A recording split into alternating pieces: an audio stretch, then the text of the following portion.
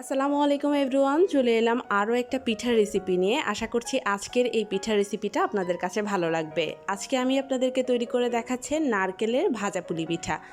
চলুন তবে কথা না বাড়িয়ে আজকের রেসিপি শুরু করি।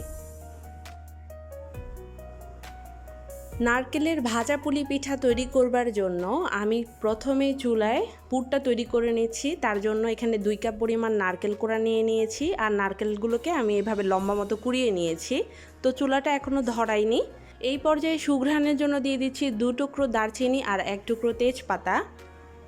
এখন এখানে দিয়ে দিচ্ছি হাফ কাপ পরিমাণ চিনি। চিনির পরিমাণটা আপনারা বাড়িয়ে দিতে পারেন, যে যেমনটা মিষ্টি খেতে পছন্দ করেন। লবণ দিয়ে দিচ্ছি 1/4 চা চামচ পরিমাণ। লবণটা যারা মিষ্টি জাতীয় খাবারে পছন্দ করেন না তারা অ্যাভয়েড করতে পারেন। এরপর চুলাটা ধরিয়ে দিলাম। চুলাটা ধরিয়ে দিয়ে অনবরত নেড়ে চেড়ে চিনিটাকে গলিয়ে নিচ্ছি, আর নারকেল থেকে যেই পানিটা বের হবে সেই পানিটা শুকিয়ে নিচ্ছি। চুলার হিটটা মিডিয়ামে রেখে এই পুরটা তৈরি করে নিচ্ছি। তো পুরটা তৈরি করা হয়ে গিয়েছে। এখন পুরটাকে নামিয়ে চুলা থেকে ঠান্ডা করে নিচ্ছি। পুরটা ঠান্ডা হতে হতে আমি একটা বাটিতে দিয়ে দিচ্ছি 3 কাপ পরিমাণ আটা। আজকের পিঠাটা আমি আটা দিয়ে তৈরি করে নিচ্ছি, তো আপনারা চাইলে ময়দা দিয়ে তৈরি করে নিতে পারেন। এরপর দিয়ে দিচ্ছি স্বাদ মতো লবণ। এখানে হাফ চা চামচ লবণ দিয়েছি, আর 1 চা চামচ থেকে খানিকটা কম দিয়েছি বেকিং পাউডার। এরপর শুকনো উপকরণগুলো সব খুব ভালোভাবে হাত দিয়ে মেখে নিচ্ছি। হাত দিয়ে ভালো মতো মাখানো হয়ে গেলে তারপর এখানে আমি দিয়ে দিচ্ছি 1/3 কাপ পরিমাণ সয়াবিন তেল। তেলটা দেওয়ার চেষ্টা করবেন, এতে করে পিঠাটা অনেক বেশি ক্রিস্পি হয়। তো তেলটা দিয়ে আমি ডলে ডলে হাতের সাহায্যে খুব ভালো মতো মেখে নিচ্ছি। হাত দিয়ে এইভাবে মুঠ করে ধরলে যদি দেখেন যে এটা দলা পাকিয়ে যাচ্ছে, তাহলে বুঝতে হবে যে আটার মধ্যে তেলের পরিমাণটা একদম পারফেক্ট। এখন এখানে আমি 1 কাপ পরিমাণ পানি দিয়ে দিচ্ছি। পানিটা ফুটন্ত গরম পানি, হালকা গরম পানি কিংবা ঠান্ডা পানি না, এটা নর্মাল ট্যাপের পানি দিয়েছি। তো 1 কাপ পানি পুরোটা একসাথে দিয়ে দিবেন না, অল্প অল্প করে দিয়ে পারফেক্ট একটা ডো তৈরি করে নিতে হবে। তো আমি অল্প অল্প করে দিয়ে একটা পারফেক্ট ডো তৈরি করে নিচ্ছি। তো ডোটা তৈরি করা হয়ে গিয়েছে। ডোটা কিন্তু খুব বেশি নরম থাকবে না। দেখুন হাত দিয়ে এভাবে গর্ত মতো করলে গর্তগুলো কিন্তু সাথে সাথে মিলিয়ে যাচ্ছে না, তার মানে ডোটা একদম পারফেক্ট হয়েছে। তো এই ডোটাকে আমি রেস্টে রেখে দিচ্ছি 10 মিনিটের জন্য। ফিরে আসলাম ঠিক 10 মিনিট পরে। এর মধ্যে ডোটা অনেকটা ফর্মে চলে এসেছে। এবার ডোটাকে আমি একটা বোর্ডে তুলে নিচ্ছি। এবার একটু ভালো মতো মথে নিচ্ছি। এখন এটাকে দুটো ভাগে ভাগ করে নিচ্ছি। প্রথম ভাগটাকে লম্বা লতানোর মতো করে নিচ্ছি। এবার ছোট ছোট খণ্ডে ভাগ করে নিচ্ছি কাটার দিয়ে, আপনারা ছুরি দিয়েও কেটে দিতে পারেন। লুচি আমরা যেইভাবে তৈরি করে থাকি, মানে যেই সাইজটা লুচি তৈরি করে থাকি ঠিক সেই সাইজটাই আপনারা এটা ভাগ করে নেবেন। তো আজকের পিঠাটা কিন্তু খুব বেশি ছোট বা বড় করে আমি তৈরি করছি না। একটা পারফেক্ট লুচি তৈরি করতে যতটুকু সাইজ দরকার অতটুকু করেই আমি তৈরি করে নিচ্ছি। এবার একটা পিঠা আপনাদেরকে বানিয়ে দেখানোর পালা। তো প্রথমে আমি লুচির মতো করে বেলে নিচ্ছি।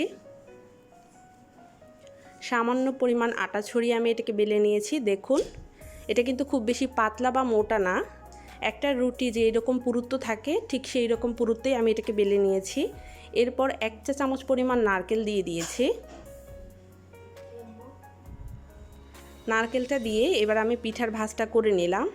তো আপনারা চাইলে এইভাবে ফুল করে দিতে পারেন, এতে করে দেখতে সুন্দর লাগে। আর যদি ফুল করাটা ঝামেলা লাগে তাহলে এইভাবে জাস্ট বোটেও আপনারা পিঠাটা ভেজে নিতে পারেন। তা আমি পিঠাগুলো তৈরি করে নিচ্ছি। একটা পিঠা তৈরি করা হয়ে গিয়েছে, এটা প্লেটে তুলে এবার অন্য পিঠাগুলো আমি তৈরি করে নিচ্ছি। তো আপনারা সুবিধার কারণে এইভাবে অনেকগুলো লুচি একসাথে বানিয়ে তারপর পিঠা ডিজাইনটা করে নিতে পারেন।